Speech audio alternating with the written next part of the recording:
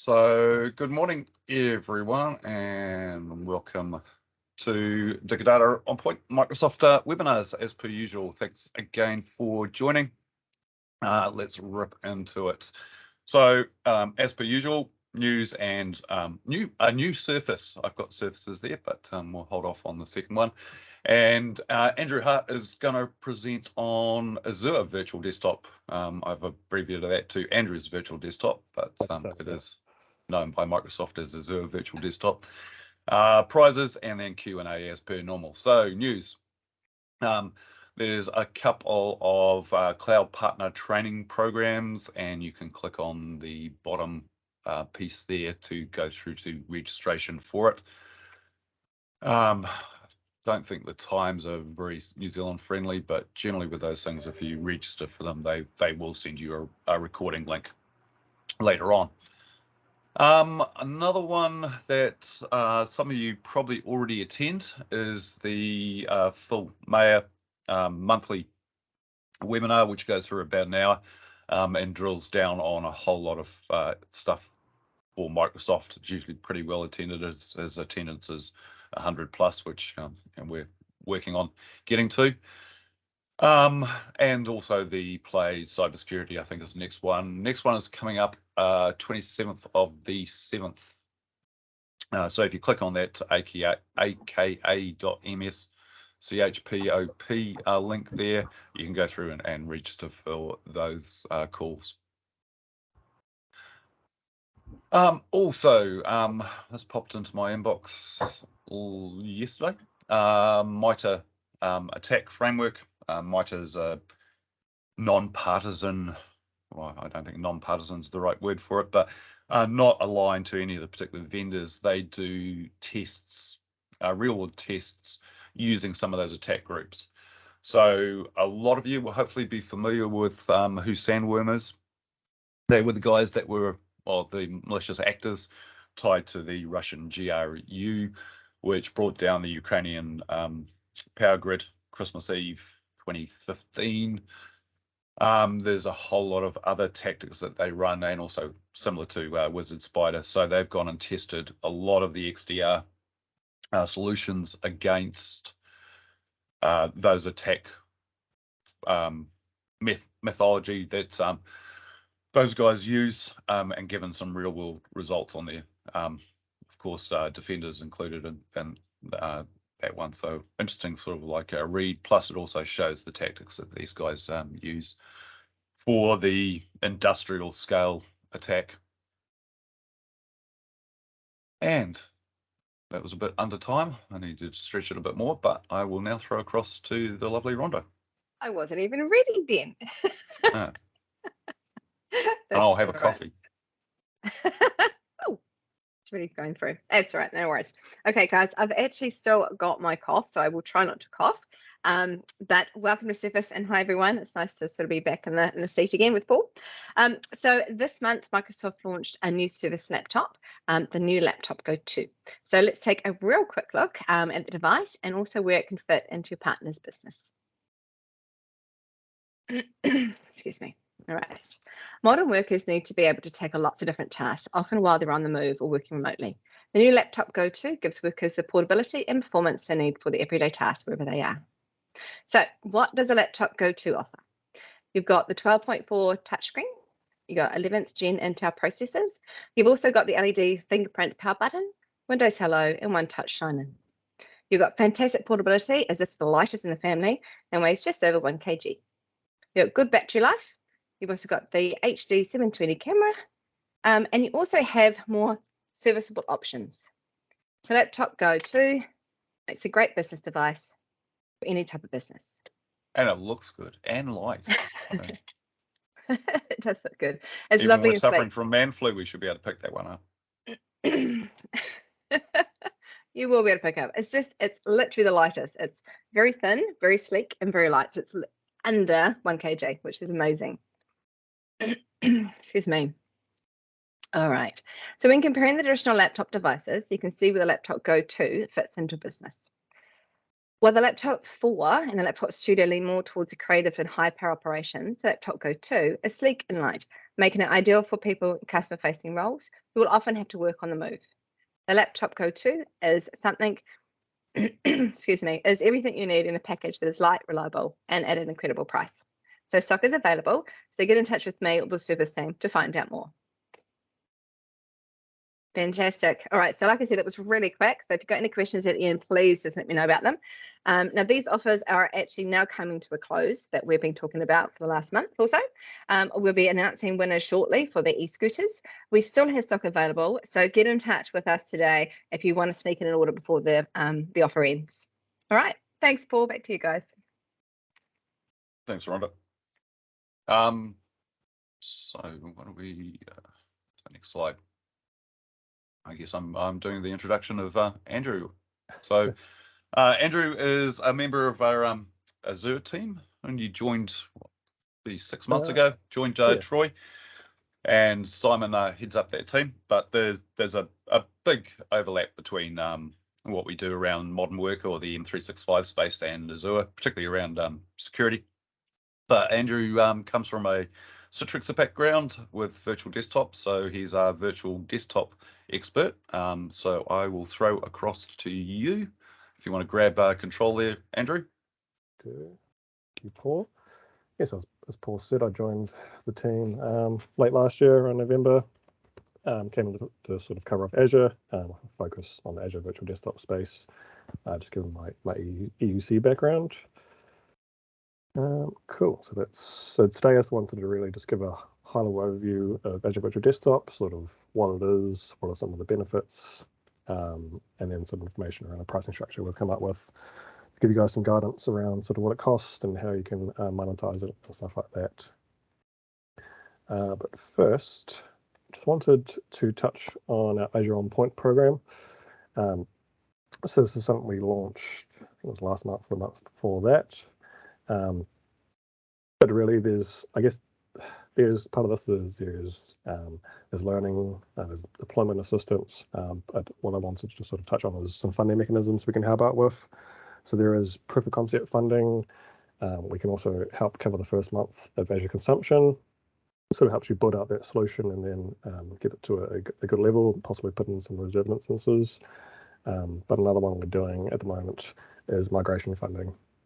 So if you guys have any opportunities you want to sort of discuss with us, just let us know and we can sort of... If you click on the square image there with the lady having stuff flying out of her coffee or out of her Surface, that will take you through to the registration page, which will go through to the Azure team if you want some looking at that free migration offer. Perfect. All right. So now onto the fun stuff. So Azure Virtual Desktop. So I just wanted to start with, I guess, some of the basics. So what are the benefits of virtualization? So virtualization at its core can increase IT agility, flexibility, and scalability while optimizing for costs. We also get greater workload mobility, increased performance and availability of resources, and automated operations. So these are all benefits of virtualization that can make IT simpler to manage and less costly to own and operate. There are some additional benefits. You can get reduced CapEx and OpEx, minimized or eliminated downtime, increased IT productivity, efficiency, and responsiveness. We can get a lot faster provisioning of applications and resources, greater business continuity and DR, and finally, simplified data center management. And security. And security. That's coming up in some of these slides as well, Paul. So those are the benefits. But when is virtualization useful, and what are some of the use cases that we see? So one is keeping data and organizational resources safe while enabling appropriate access by a variety of users. So a key area for this is compliance with industry regulations, so financial services, healthcare, and government sectors.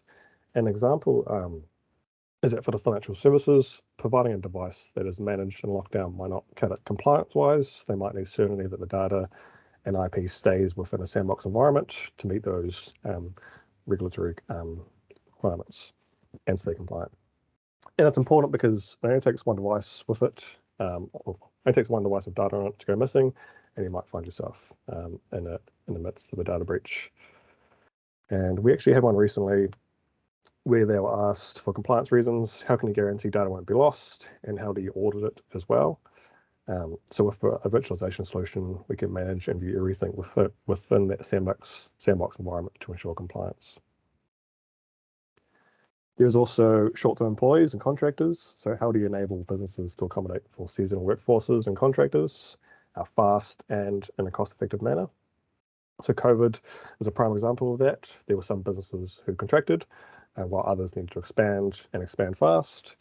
And so AVD was used a lot in this scenario, along with Citrix. We might also need to meet some employee-specific needs, so BYOD, mobile staff, like the sales team, call centers being stood up, branch workers, just a few examples. There's also supporting specialized workloads, so you think design and engineering, those legacy and line of business apps, software development and testing, again, sort of giving those kinds of sandbox environment to carry out what they need to do, find affecting everyone else. And another key use case that we see is streaming apps to deliver SaaS solutions to employees and customers. So AVD can help the employees stay as productive with a virtualized experience on a PC, phone, tablet, or browser as they are with a physical PC sitting right in front of them. You can simplify that management, provisioning and access to corporate data and apps, support the customers as they migrate to the cloud, reduce the cost of resources associated with managing on-prem infrastructure, and finally, empower IT to transform the workplace.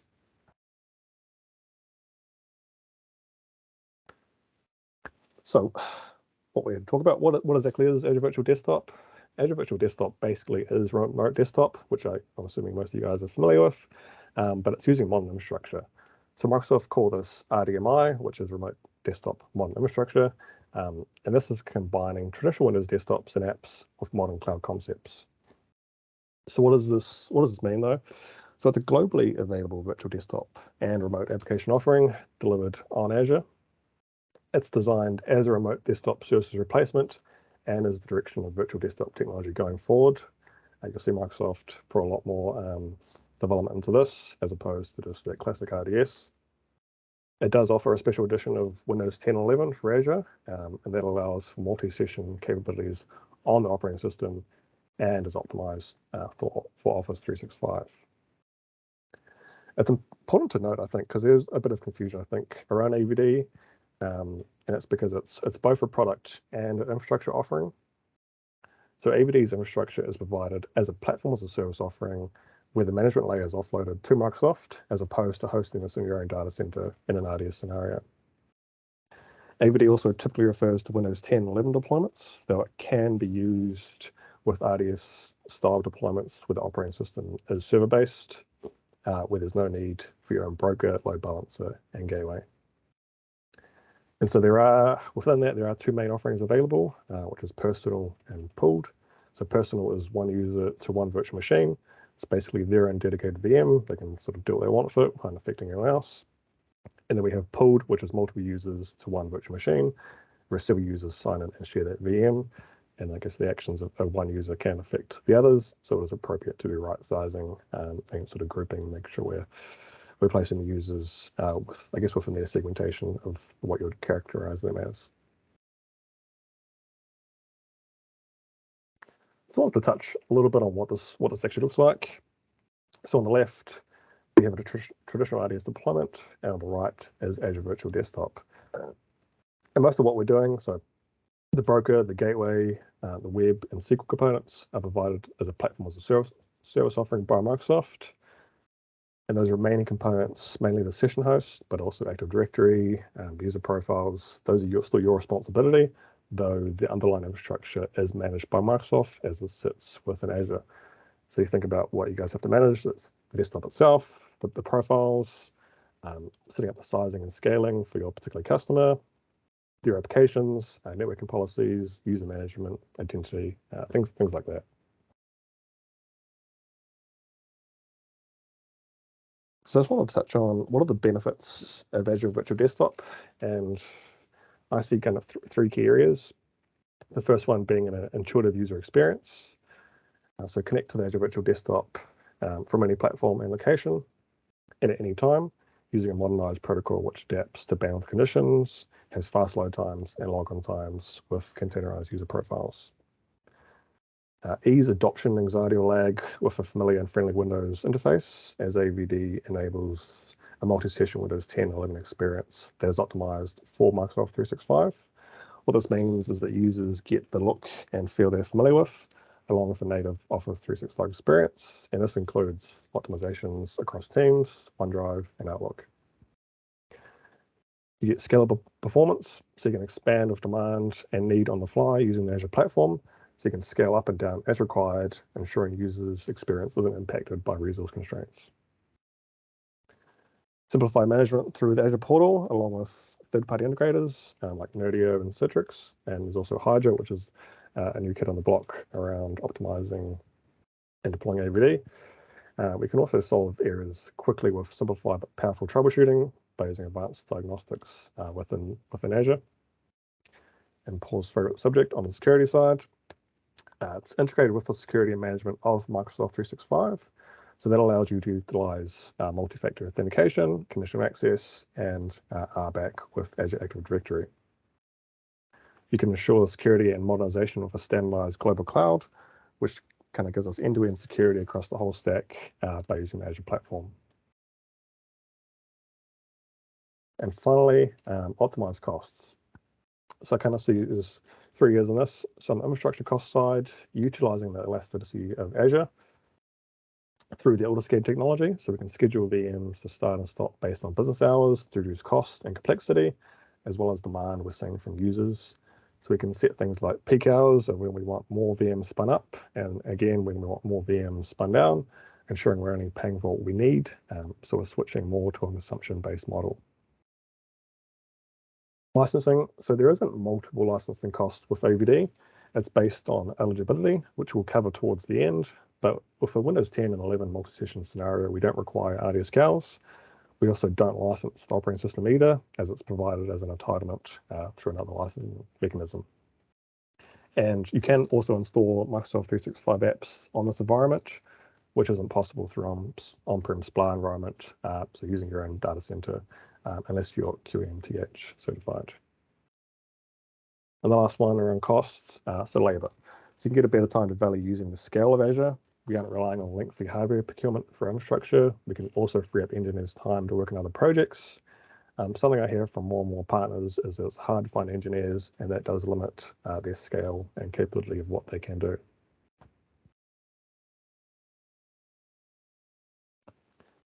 So these are the components that AVD comprises of at a high level, and we won't go into too much detail on most of them as they can get fairly technical. We could end up here for more than the time I've been allowed for. I can touch on it if needed, and also happy to do other sessions later for a deep dive if you guys are interested, but I will just run through them at a high level. So the management, how we're going to set up, configure, and manage the AVD solution itself. There is a few different ways we can manage this. This includes the build, deployment, and ongoing management of the platform, along with cost optimization. So there are vendors who integrate with the platform to provide management, like Nerdio and Citrix, or you can do it natively on Azure itself. Identity, so what options do we have to authenticate users? So to access AVD resources, you first must authenticate to the service by signing into an Azure AD account.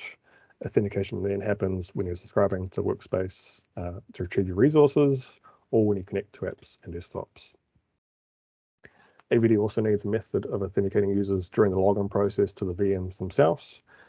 So Kerberos authentication currently is the only supported protocol. Microsoft is working on enabling what they call Cloud Kerberos authentication for Azure AD, but it's not GA yet. What this will allow for in the future is those cloud-only identities. But at the moment, the only really option we have of doing this is for Azure AD joint session hosts, is around personal host pools. Profile storage, so how and where are our profiles managed and stored? So with AVD, user profile data is stored independent of those host virtual machine or the session hosts. with FS Logics being the underlying technology, which is used for profile management. Effectively, we treat the profiles as plugin components that we attach to the VMs when needed and detach when users log off.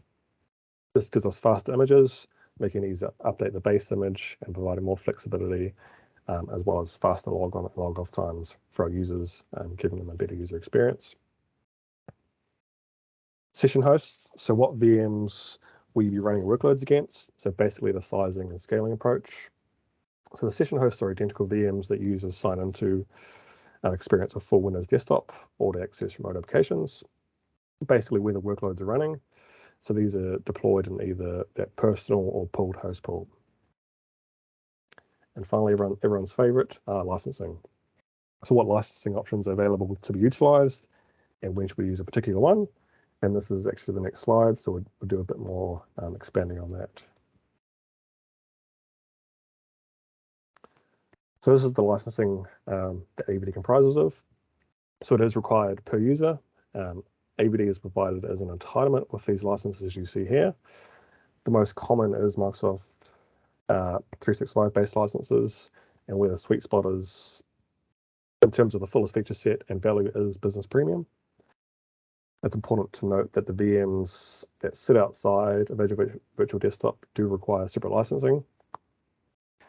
Windows Server RDS solutions utilizing AVD require RDS CALs with software assurance, but the actual operating system itself doesn't need to be licensed. There's also per user access licensing for external users. So this is designed for satisfying apps that are being shared as external users, which is one of the use cases we touched on before. So whether that be a legacy line of business app that can't be modernized, but we want to sort of stream it up as if it's a SaaS app. So this is some estimated pricing we've come up with. It is variable as it does depend on the overall solution design and customer requirements. But what we recommend is building a solution around a fixed price per user. Also use Microsoft 365 Business Premium where possible to get that fullest feature set. And so the cost, so the estimated cost that you guys see here would be your buy price. So you'd be adding on your margin on top and selling to your end users. And we're seeing this at about around $80 to $85 per user, excluding that licensing component such as Business Premium. On the pricing side, there are some components that are a fixed cost. So as you scale and add more users, you'll see that price come down. It does level out at around 25 users though.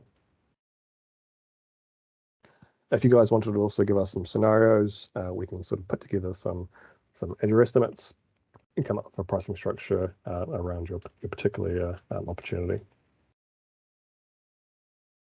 Also just one. That's monthly costs there, Andrew? Yes, that is per user per month, sorry, in RRP. So I just want to touch on the Hydra and Nerdio parts.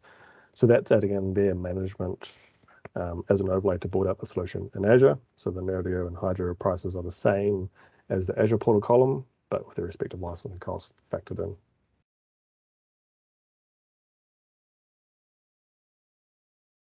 So Sarah's asked the question, is that pricing plus the Business Premium licenses? So in this scenario, we've done it based on a Windows E3 license. And that's primarily because we've done this as a comparison for RDS versus AVD. So it's more of a like for like rather than, I guess, a modernization where you'd be using Business Premium.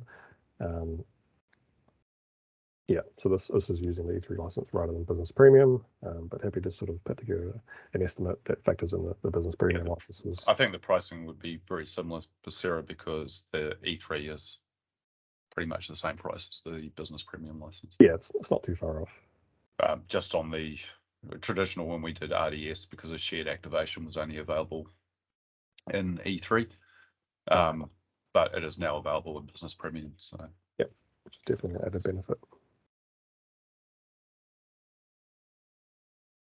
Cool. So there are some white papers here. These are pretty useful. So if you guys wanted to click on them, or as well as get the recording later, some of these just touch on VDI and VDI in the cloud. So we'll talk about sort of the cost involved, sort of return on investment. Another important one is AVD on Windows 365, so just a comparison when it's best to use one or the other.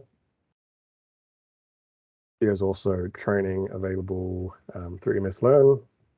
This training is actually pretty good. I've done it myself. It's not like, I guess, your classic training where you get bored to death a bit. It is actually pretty good and pretty interactive. And if you guys did want to go down the learning path a bit further, there is a specialization for Azure Virtual Desktop itself, which is AZ140. Yeah, if you guys brand new, still in beta. Yep.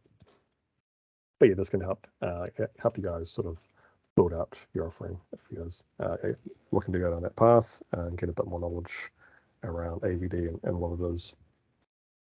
And happy to provide more information if you guys want to explore more about what the certification pathway looks like in Azure, as well as this AVD stuff as well. The Azure Calculator, does that, Abdul's asking the question, does that include the virtual desktop? Yes, so there is actually a section now, if you in Azure Calculator and if you type in Azure Virtual Desktop, it will come up. Generally what we do though when we're building out these solutions for you guys is we'll kind of build them up bespoke. So we'll build out the VMs, we'll factor in the storage, we'll factor in the networking. And that's just so when we guys give you these estimates, it's a bit more laid out. Nothing wrong with using the Azure Virtual Desktop, I guess, setting in that calculator, but it will sort of lump it all into one line and spit out one cost. So if you guys are wanting to get more granular, we generally sort of build them out separately, but it ends up being the same thing anyway.